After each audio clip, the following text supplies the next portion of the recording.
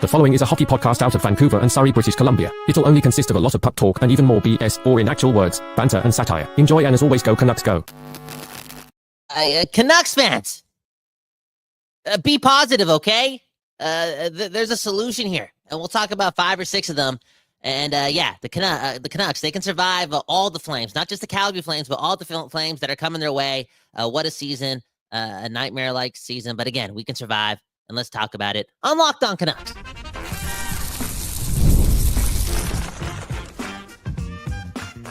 You're Locked On Canucks, your daily podcast on the Vancouver Canucks, part of the Locked On Podcast Network, your team every day. People. Welcome to another episode of Locked On Canucks here at the Don't Doze Art Lab, the place that takes care of that West Coast bias. And yes, this is a part of the Locked On Podcast Network, the team that gives you your Canucks every day, every moment, every minute. Dropped 2 episodes yesterday. Why? Because we're addicted to this drug called the Vancouver Canucks. And right now, this drug is hurting. It really is. Even though, yes, on the last day of 2024, you can look back at what's happened in the last 12 months of the Vancouver Canucks. And you could see that round 2 exit to the Oilers, but you could also see a team through all the BS, all the noise, all the skill, a team that finds themselves, top 6, top 7 in the league in points, again, in the last 12 months. So it's such a bizarre time to be a Canucks fan, because again, through all the noise and with all those points, here we are, kind of feeling full of agony and stress, even though for the better part of a decade, up until last year, we were going through way worse. Like I said, this drug hurts. And man, oh man, Patrik Allvin with, in my opinion, the interview of the year. That is the truth. Donald Trump on Joe Rogan has nothing on, again, what Patrik Allvin just did with Ian McIntyre Sportsnet. If you haven't read it, don't read it. Don't read it to your children, okay? That's a nightmare, sort of. Allvin just taking a lot of shots. Clearly not satisfied. Calling out Elias Pettersson, calling out Miller, calling out Besser. Pretty much calling out everyone. Even Rick Tocchet to some extent, okay? He needs to be better. They got to figure this out. And man, oh man. We'll dive more into the Pettersson thing at the end of the episode, but there was a quote from that article that I didn't even read on yesterday's episode, okay? Because there was just so much noise. I was all over the place, and it hurt. It hurt. But again, we'll touch on that a little bit later. Maybe at the end, maybe in 5 minutes. I'm emotional. But let's do this, okay? How can the Canucks survive all these Flames, okay, that are coming their way? Can they walk through the inferno, come out on the other side, and still give us hope that we'll be watching hockey in April, May, and maybe even June? That's what this city deserves. Okay? So again, how could they do it? How can they survive the noise? No Hughes for a couple weeks, no Pettersson for a week. They got a lot ahead of them. 20 games in the next 40 days. I'm sorry. So 20 games in the next 40 days. That's a lot of hockey. Let's get through this. And let's do so smoothly. Let's do so by listening to the accountability check given by Patrik Allvin yesterday. First off, again, we can get through the Flames by actually beating the Calgary Flames tonight. Okay, this is a huge game. This is the biggest game since Game 7 of Round 2.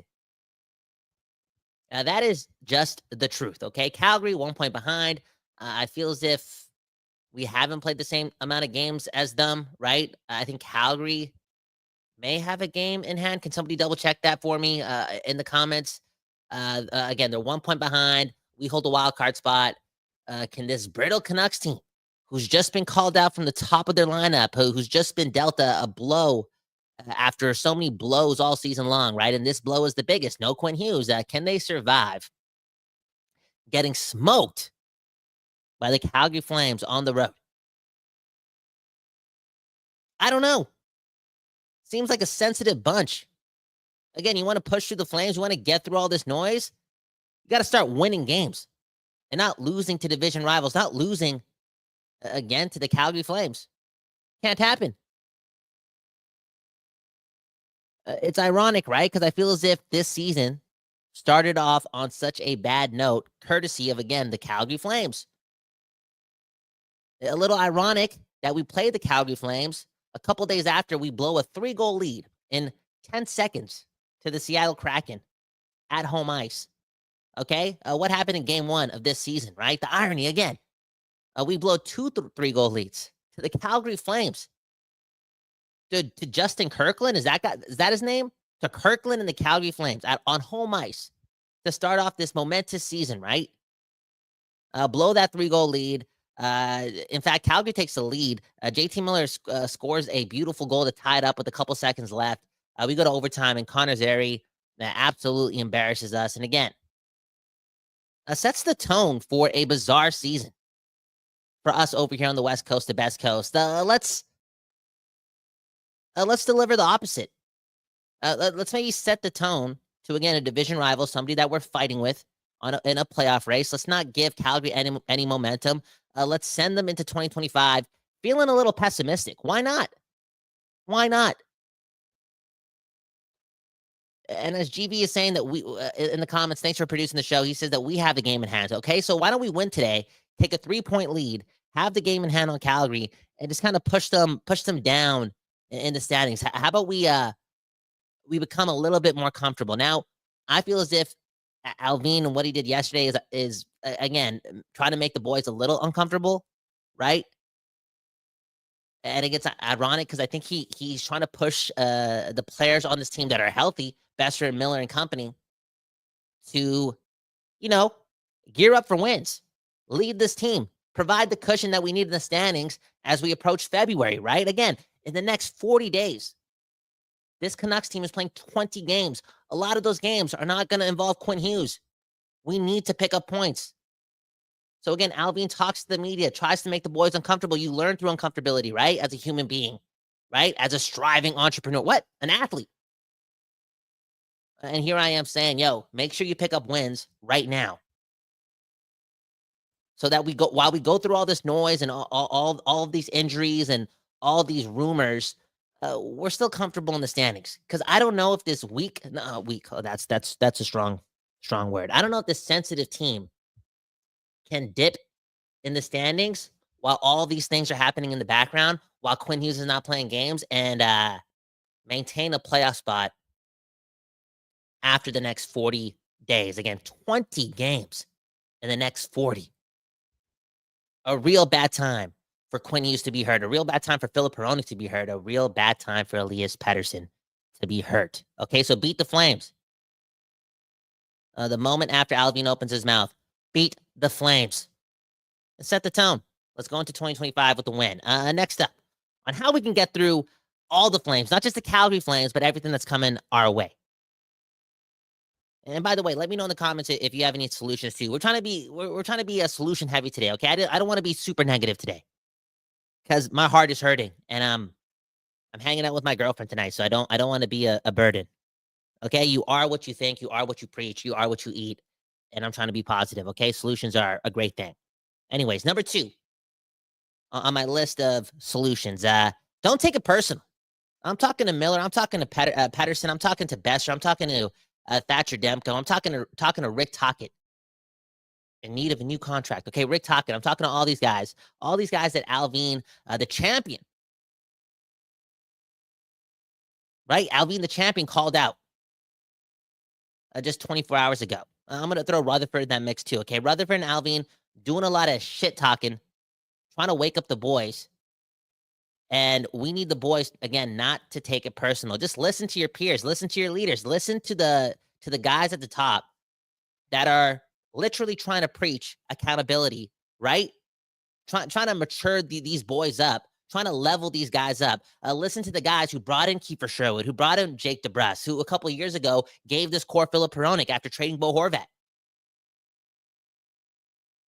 Listen to this leadership group that brought in Kevin Lankin, and now you can talk a lot of shit and say, you want this core to listen to this management group that signed Vincent Desharnais and Noah Juleson and Ilya Mikheyev and blah, blah, blah. I know they've had their L's too, but in my opinion, they've had more dubs. Significant dubs. Again, Jake DeBrusk, a huge dub. Kiefer Sherwood, a huge dub. How many goals did those guys have combined? Almost 30? Pia Suter, you add him to the mix. These guys, in my opinion, know what they're doing. And I think they know what they're doing with these mind games. And this core of players, I'll throw Hughes in the mix too, even though he's doing all the right things. Hughes, Pettersson, Miller, Besser, Demko. I hope they don't look at the Allvin comments like they're fans of the Vancouver Canucks, like us. I hope they don't get emotional like us. I hope they don't take it personal. I hope they just listen and play better. Be better pros. Because you guys are just the Vancouver Canucks. You guys are not the Pittsburgh Penguins of the late 2010s or the mid to late 2010s, okay? Allvin and Rutherford were part of that. They won back-to-back Stanley Cups. They were surrounded by Crosby, Malkin, Letang, and Fleury. They know what they're talking about. And I know over here on the West Coast, the Best Coast, we like to get emotional. We like to blame everyone. Again, some people blame Allvin for doing too much. But we've never won before. They have. I believe that those guys have that championship pedigree. And when they talk, you got to listen. And not get emotional about it. Miller, Pettersson, specifically. Mature up. Get better. Lower the ego. Be better pros. And figure this out. And more specifically to JT Miller, who's in the lineup tonight, right? Not Elias Pettersson, JT Miller, who did get, singled out kind of yesterday as well by Patrik Allvin. There's no Hughes, there's no Pettersson. You're facing the Calgary Flames. You're not facing the cream of the crop in the league. You're facing a hardworking Calgary Flames team right behind you in the standings. JT Miller, you step the F up right now. And you elevate, okay? You take over games for a stretch here. When Pettersson was out of the lineup, when you were out of the lineup and Pettersson stepped up, you got to do the exact same thing. You go on a run here in your next 6 to 7 games and you put up like 15 to 18 points. Why? Because you're getting paid $8+ million. You're a number one center. You are that guy, and the team really, really, really needs you. And they need you not to be emotional or take this call out personal or take in all the noise that is happening on the outside and bring it into the rink. Block all that ish out and help this team win a game, and then help them win another. Help them create somewhat of a cushion before Hughes and Arona come back, before the Four Nations tournament. Save this team. And it'll be a lot easier to do so if you don't take Allvin's comments personal. To me, that's the stage that we're in. With the Vancouver Canucks. Can they handle this level of adversity? And on top of that, can they handle the noise that Allvin just provided? And I'm looking at two guys, right? Besser and Miller. Guys that could potentially be on the move to... What? Maintain your place in this organization. Help them pick up wins right now.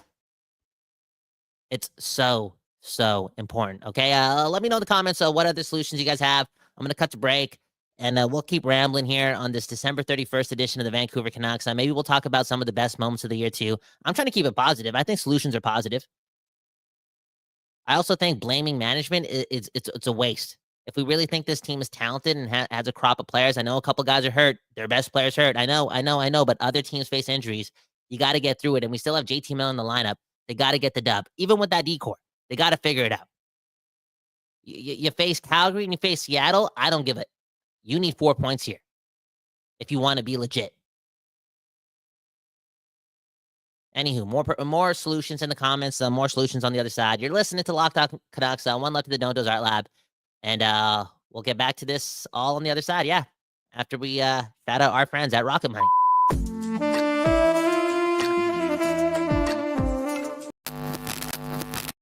Today's episode is brought to you by Rocket Money. Yo, Rocket Money, man.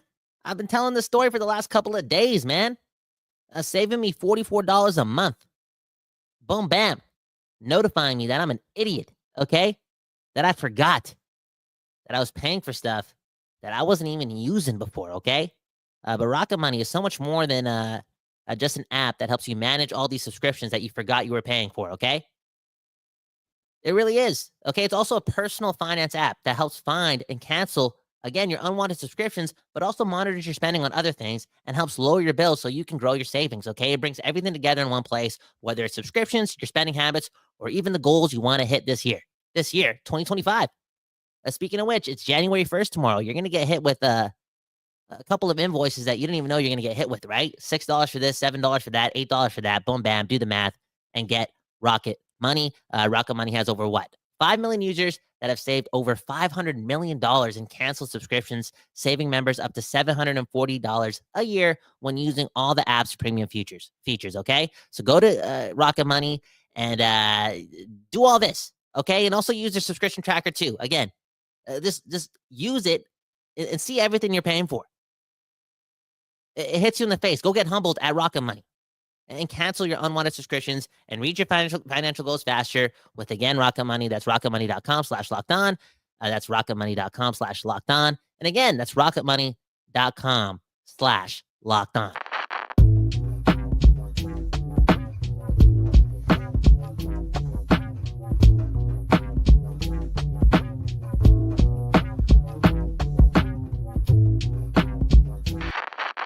People, we back doing this, and that's talking about your Vancouver Canucks. We're going to find solutions here. Speaking of which, you guys have solutions, and let's get straight to them. This one comes from Canucks Uncensored, okay? We love Quinn Hughes. He can handle the minutes, but the problem is when you get overplayed, you are more prone to injuries. For 55 minutes, balanced minutes worked, so I think Hughes can play less and still be good. I don't really understand the 55 minutes part. Maybe that was a shot at the Kraken Vancouver Canuck game. But yeah, with Hronek going down with injury, it obviously didn't help Hughes' case for playing less and managing his load prior to the playoffs. You know what I'm saying? Because before the Hronek injury, he was already playing a lot. You can look at, again, this problem that Canucks Uncensored is bringing up and blame Allvin and Rutherford for, again, spending capital on not only Vincent Darnay, but bringing back Tyler Myers for that much money. You know what I'm saying? Was there another solution there? Could you have used that $5 million to bring in one player that could make a difference? Probably. And honestly, they swung and they missed. You make mistakes. All in all, though, I'll say this. And again, I only have the eye test. I don't have the calculator out with all the data. And if you want to talk about solutions, this is the big one. Rick Tocchet, Adam Foote, you guys got to be way better. Way better. And if we're talking about the D-core, play Erik Brannstrom more. We touched on this a little yesterday. Okay, on that episode about Tom Milano and Rick Tocchet, the two guys who could save the Vancouver Canucks this season. Yeah, you guys on the coaching staff have to start operating to a point where 80% to 90% of your choices are working out. Because right now it feels like 40% of your choices are working out, or at best 51, and that's not good enough for a team that kind of has to make up some ground and do some surviving without Quinn Hughes and Elias Pettersson. So again, Rick Tocchet and Adam Foote, stop effing around and stop, fantasizing about tall defensemen, girthy defensemen, thick defensemen, okay? Stop fantasizing about defensive defensemen being the only defenseman that you want playing at the end of games. What happened, again, against the Kraken in the last 5 minutes? 1 or 2 shifts given to Erik Brannstrom after he was probably the most productive defenseman on the ice for the team in that whole game. But there they were with 5 minutes left trying to defend a 2-goal lead. And they're like, you know what? Let's not play anyone that's under 6 feet, because that doesn't mesh well with my ideology. Okay. That's got to stop. Lower the ego and play your better players. Because you guys are looking stupid. You're looking so stupid. Not playing Brannstrom because you want to lean on Noah Juulsen and Vincent Darnay is, again, so stupid. And it's a move that's full of ego and wanting to be right. We're almost halfway through the season, and you guys have been so wrong on that front. I never want to see Erik Brannstrom not get minutes or play games because you got to get Noah Juleson or Vincent Desharnais, both in action. Ridiculous. And I think Allvin was kind of alluding to that too, with Tocchet. And, Tocchet works hard. He cares and he loves his team. And I still believe that this guy's the coach of the future for the Vancouver Canucks. I want it to be the tone setter, right? But I think he has to adapt. I think he has to evolve. I think, again, he has to level up here. And I think a part of him leveling up is possibly doing a little bit less with the mind, not the mind games, but the overthinking. Just play Eric Brandstrom. And again, Rick Tocchet, when it comes to evolution, call a timeout. Maybe when your team goes 7 minutes without a shot on goal and allows a goal in that 7-minute span and is being outshot 10-0, and now your 2-goal lead is a 2-1 lead, maybe call a timeout. Wake the boys up. Speaking of the boys, you want to talk about solutions? And I want to know what you guys have to say in the comments right now, okay? The team has to get closer.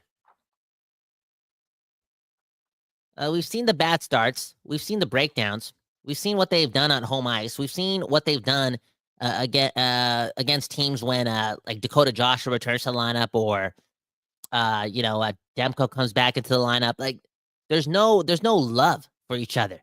There's no excitement within that dressing room when they go on the ice. It's apparent. Okay, I'm not even assuming. There's no camaraderie. Something's got to give. They got to have a moment. So here's a solution, right? Regardless of what happens in Calgary tonight, you guys stay in Calgary and you guys get rowdy. Okay, get rowdy together. Safely. But as a band of brothers, you guys go out for a couple drinks or, a couple mocktails, and you guys talk it out and you guys laugh it out and you guys create memories. Because this team definitely needs to get closer. I wonder if Dakota Joshua can do some rallying tonight. Maybe Garland. Who knows? Maybe Quinn Hughes made the trip, right? I know.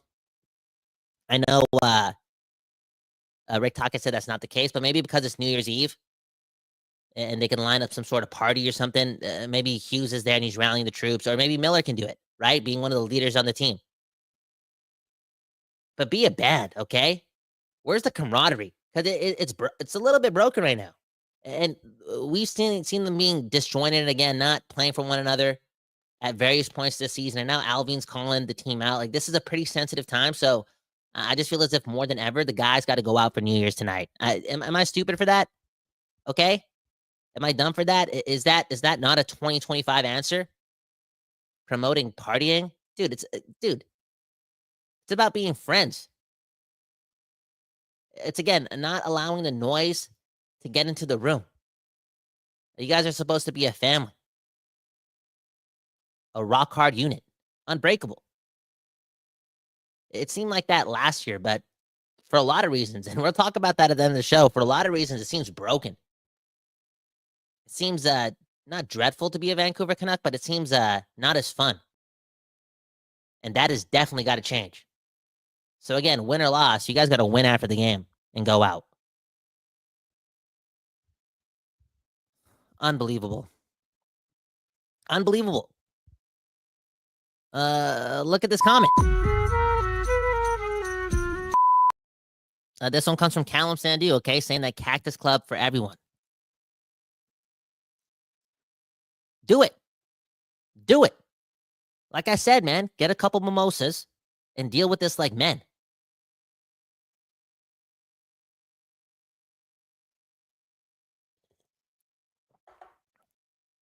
Talk it out.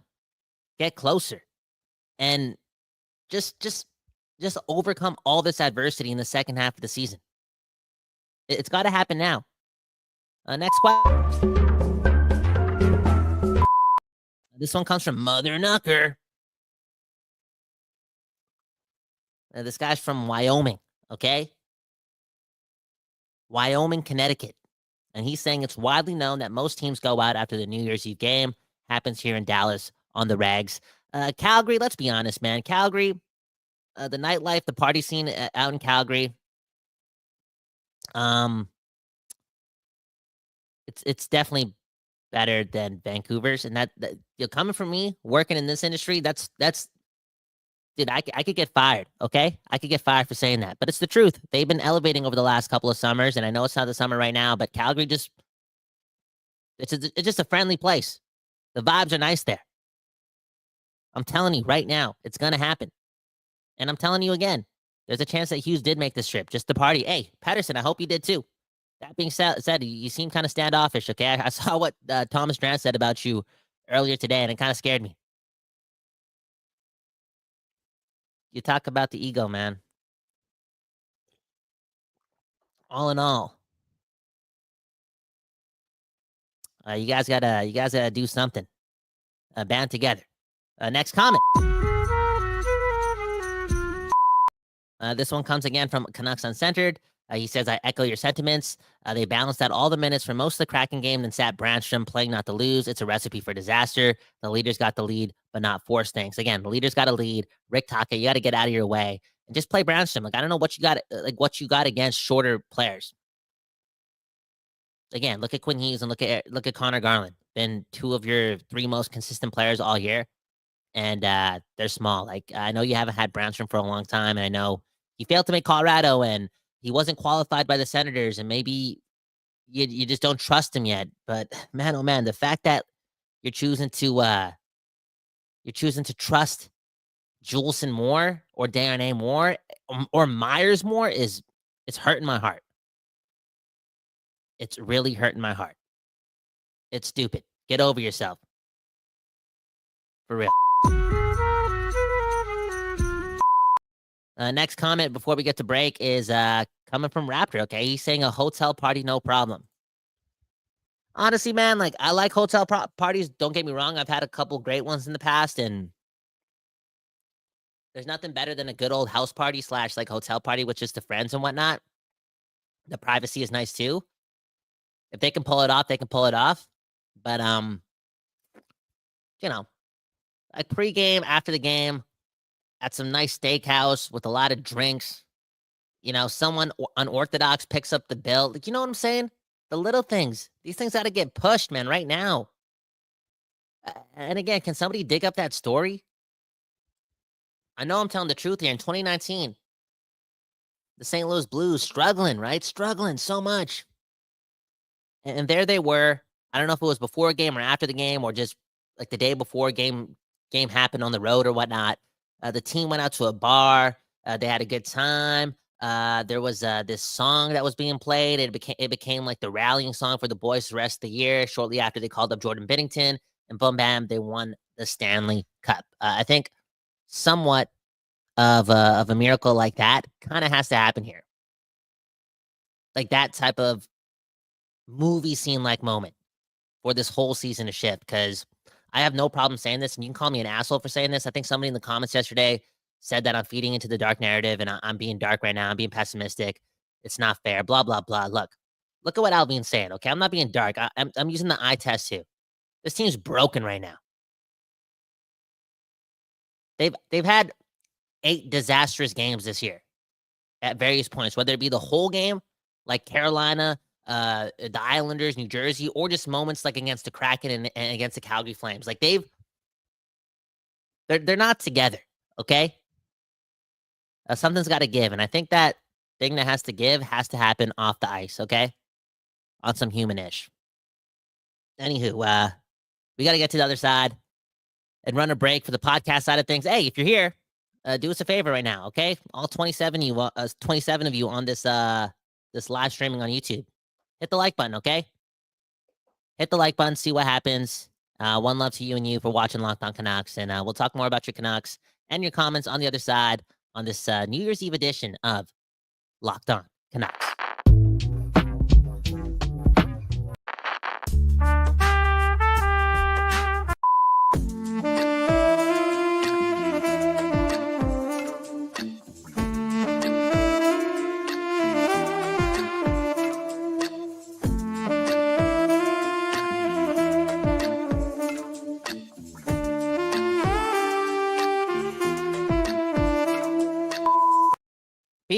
People, we back doing this, and that's finding solutions about your Vancouver Canucks here on Locked On Canucks, the place that gives you your Canucks every day. Again, one love to the Don't Doze Art Lab for doing it all year, doing it for like half a decade, and that's providing spaces for the West Coast bias, providing spaces for some artists out here, again, in Vancouver, and ultimately just looking after their neighbors. I'll keep saying this every day till the day I die, okay? Which is probably going to be in 2099. I'm really drinking a lot of water because I want to survive. I don't know when the Canucks are winning the Stanley Cup, but I got to live to see it. But yeah, I always say this, and I'm going to say it till it's all said and done.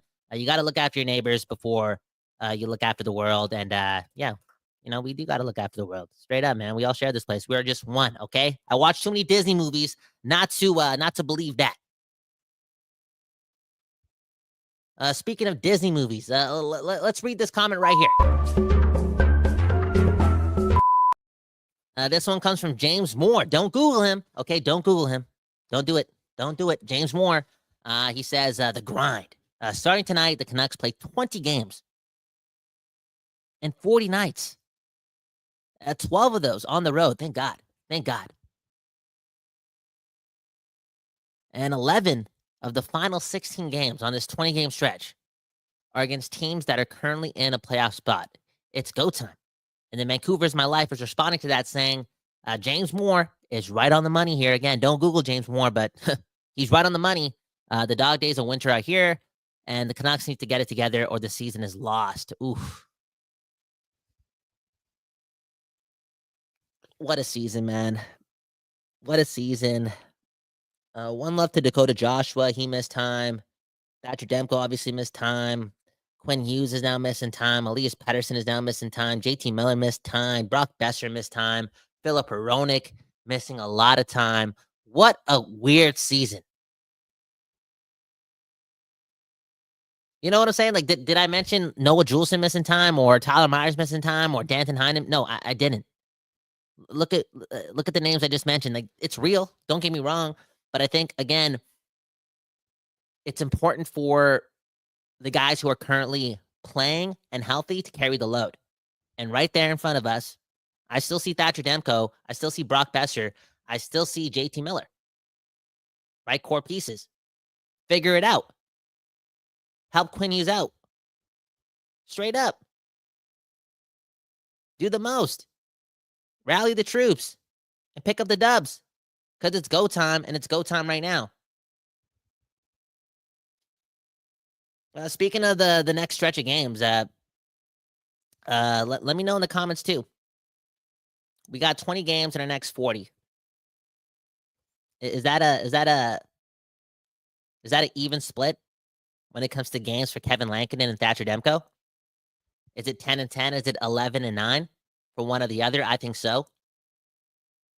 I think you gotta, let these guys duel it out, compete for the crease. The competition is good. It's great. Okay, Kevin Lankinen needs it too, right? UFA. Lean into that. Play this guy a lot. He's playing for a lot. He's playing for generational wealth. Thatcher Demko. Playing to play some playoff games, for real. That guy's an uber competitor. He doesn't want to lose the crease to Kevin Lankinen. He wants to find his game. Definitely, because he is definitely one of the stoic leaders on this team. He is right there with Quinn Hughes. I look at the locker room, and I know it's polarizing to talk about goaltenders being strong leaders based on the Canucks' relationship with that regard, right? The whole Luongo being the captain thing. But to me, based on the demeanor and the seriousness and Demko being able to face the noise and not, losing to the microphones, right? Not showing emotion, not breaking to the fan base. This dude's the leader. Right next to Quinn Hughes on this team. Like, you don't think Demko wants to protect this team's playoff chances? Right? All that being said, Tocchet cannot force the issue here. He's done so in the past, right? Played Quinn Hughes against San Jose when he's hurt. Played Quinn Hughes prior to that, like 30 minutes a game. Kind of, sort of, not really. But yeah, he did. Forcing it. And he did so with Demko last year too, forcing it. Again, a lot of this comes down to coaching. Tocchet, make the right decision here. And make sure both of your guys are sharp.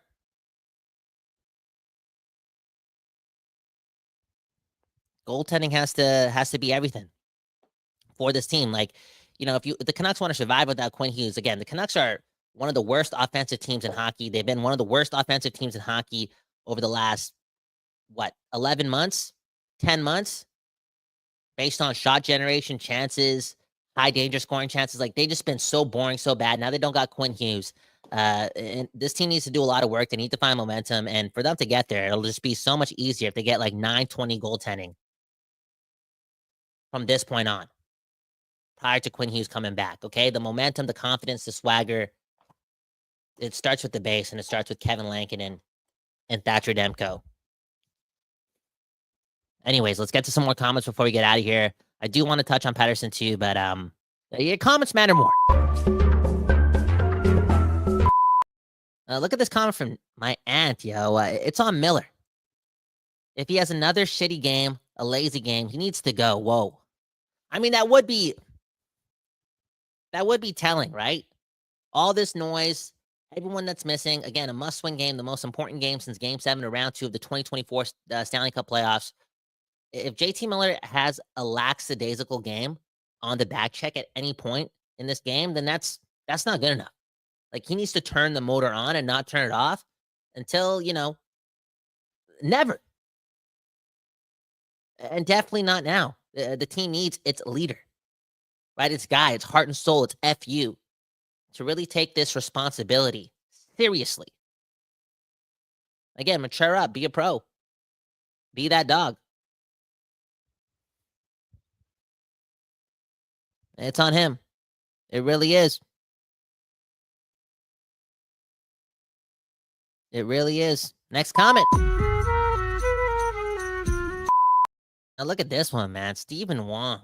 Okay, I bet the Canucks will win the cup this season. There is still hope. Can everyone just go to Stephen Wong and find his address and send him $5? Because this is what life's all about, right here. You see this? This guy has the West Coast vibes. This guy's beautiful, if you ask me. This guy sees life the right way. Look, people, nobody else matters but us. Our neighbors, our people. Our culture. Still believe. And I talked about this, right? We still got Quinn Hughes. I know he's hurt right now, but we still got Quinn Hughes. Let's survive in the standings. Let's pick up a ton of points here somehow, some way. Hey, other teams do it, right? Good teams find ways to win. Let's find some consistency through this adversity, get our guys back, and go on a run. Why the F not? Again, I've never won a Stanley Cup before. I don't know how teams do it. Never seen it happen. So who am I to say that this is not how you do it, or it's impossible for us to do it after playing our first 35 games like this? Like, dude, you never know. You never know. Speaking of never knowing.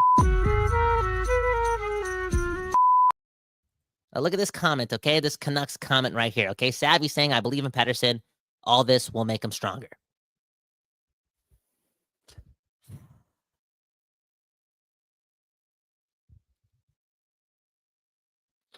I gotta take a second here, man. I'm getting emotional right now. Let me read this comment again, okay? I believe in Pettersson. All this will make him stronger. Will it? Will it? Can we read verbatim what Allvin said about Mr. 11.6? Unreal. Asked about Pettersson in his game, and this is what Allvin said, okay? This happened yesterday. I think, again, it comes back to expectations and preparation, how you prepare yourself. We're still talking about Pettersson's preparation, okay? I don't believe that he was aware of just how hard it was going to be. What?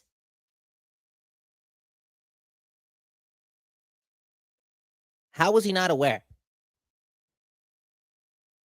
Allvin continues to say, just because you achieve one thing and get a long-term extension, life just gets harder, okay? So now we have Allvin talking about what? Pettersson just signing a deal and coasting? Not understanding that with great power comes great responsibility? Did this guy not watch Spider-Man? Like, how is Pettersson not knowing this?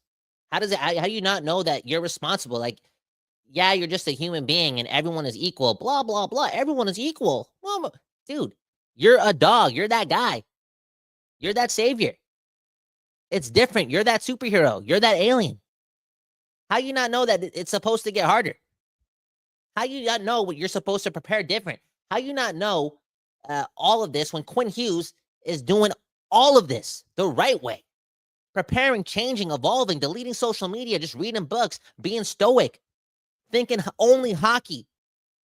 Oh, but there's so much more to life than hockey. Dude, you got a responsibility when you're getting paid that much and equipped as a leader on this team. Again, you play for the crest, not the name. This is why, in this generation of life, like, everyone just thinks about themselves. Like, oh, yeah, self-help, take care, mental health. Dude, it's all important. It is. I get it. But you got to think about your brothers and sisters and your alignment. And when you do things together, the team goal, definitely, 100%. I don't care what year it is. It's way more important than your personal goals.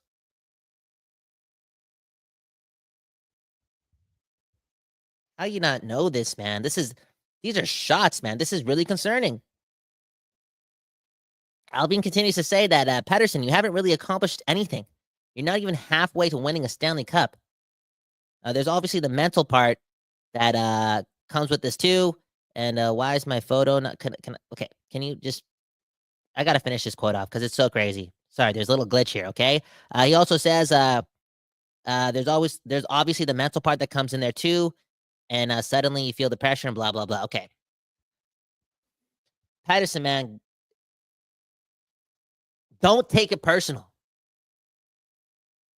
Don't take it personal. And again, I don't know about your life and like what your goals are and whatnot, but I feel as if you just listen to Allvin, listen to Tocchet. They talked about this last year. Yo, Tocchet brought up Pettersson's preparation in September.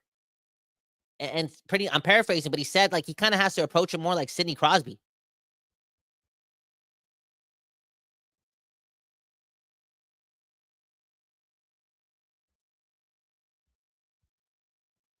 The preparation, man, that's concerning. That's concerning. I'm not gonna lie. Speaking of concern, let's end it on this. This comment comes from James Moore. I don't understand the point of Allvin and Tocchet doing all these interviews. Have a message, get it out, go back to the lab and shut up. Too much talking will eventually burn you. Ironically, the episode is how the Canucks get through all the Flames. Yeah, that's it. That's it. I feel like we've reached the quota too. Some people like how Allvin's going to the media to put pressure on the players and whatnot, blah, blah, blah. I don't really like it that much. I've said it all the time. Again, go to Cactus Club, go get drunk, talk it out like men, okay? For real. Go get some mimosas, right? Go get some nice little pink drinks and just talk it out like men. Say, you suck. You got to be better. Let's get this together. We're a team. We need you to be better, blah, blah, blah. Pick up the tab and evolve. Hold the guy accountable across the dinner table, okay? And again, I like when it's less noisy. I like when it's not public. Handle the stuff internally. That's a sign of a strong team. Again, I this is dark. I don't think the Canucks are a unit right now, and that scares me. And I don't know how they're gonna take this noise coming from Allvin, not the media, not the people, not the fan base, not us idiots. The person writing their not writing their checks, but maybe Allvin writes their checks. I don't know, but the boss.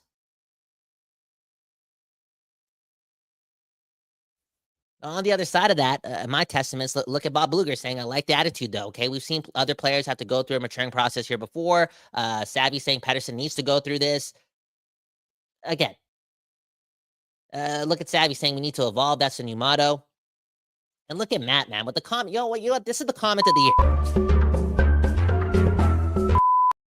45 minutes into the episode. Again, 15 minutes overtime. The ups at Locked On are going to call me after this, okay? We're not allowed to do this, but we're doing this for you and you. It's New Year's Eve, okay? He's saying, Matt, that is, Pettersson should take the entire team out for drinks to resolve this. He could afford the bill.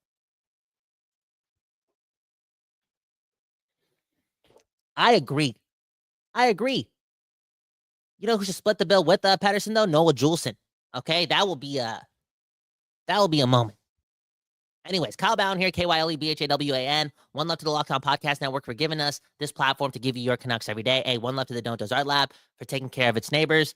Again, hit the like button right now. It helps us out a lot. Magic. You ever seen a Disney movie? You haven't seen one? Hit the like button and boom, bam. Before you know it, I'll turn into a prince. What? I'll turn into a king. What?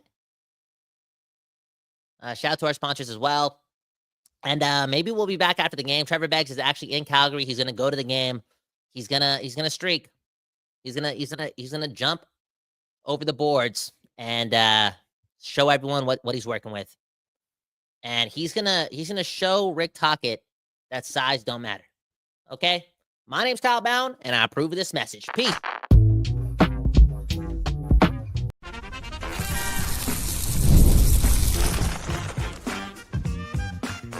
You're Locked On Canucks, your daily podcast on the Vancouver Canucks, part of the Locked On Podcast Network, your team every day.